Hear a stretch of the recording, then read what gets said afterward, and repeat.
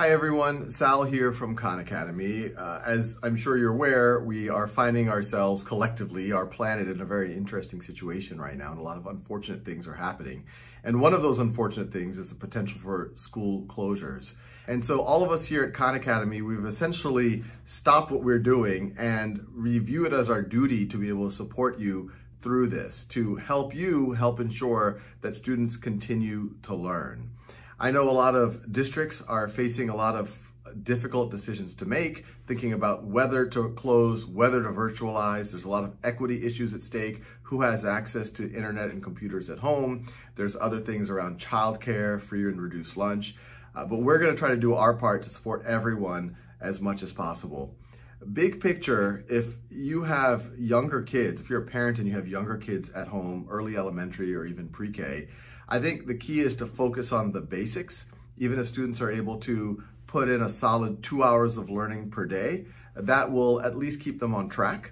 I would focus on reading. So that could be, if they aren't able to read on their own yet, reading with them. We're going to be sending out reading lists, different activities you could do with your students, and some form of mathematics. We have Khan Academy Kids, free app, non-commercial, anyone can download it, and that has over 100 books available that you could read with your child. It will also read to your child. We think the best use case of Khan Academy Kids is maybe in sessions of about 20 minutes, ideally with your child next to an adult, you or an older sibling. And that covers not just pre-K through first grade standards math, but it also covers reading, writing, and social emotional learning. On top of that, if your student has time to do some handwriting practice, we think that is great, or some type of journaling if they are already at that level. As we get into later elementary, middle school, Khan Academy Math we think can be really valuable for them, help them stay on track. You can start them at their grade level. We're oftentimes seeing a lot of success if kids start well before grade level and then are able to master their way all the way through grade level. I would recommend also for the older elementary and the middle school students to have at least an hour of day of reading that could be broken up into the 2 30-minute sessions if needed. Once again, we're going to try to provide some reading lists and things like that.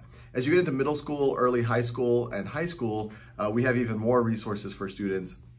On top of what I just talked about the mathematics, which we have it goes from pre-K all the way through early college, we can help those students with enrichment, things like computer programming. We'll also provide reading lists for them.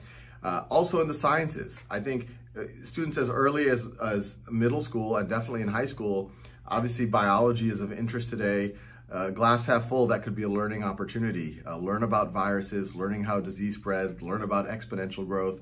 I think a lot of students at the middle school and high school level could begin to engage in our high school level biology or even some of our high school level chemistry. As you get into the core of high school, above and beyond those things, we have high school level physics, we have economics, macroeconomics, American history, civics and government at both the high school level and the advanced placement early college level.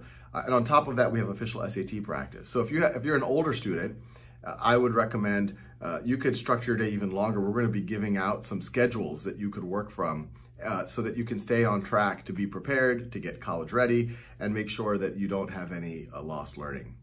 So we'll be sending out more details, more videos, more information as we learn more, but we are doing everything we can to make sure that we can have you covered. It's our duty as a not-for-profit with the mission of free world-class education for anyone, anywhere, to support you in this very challenging time.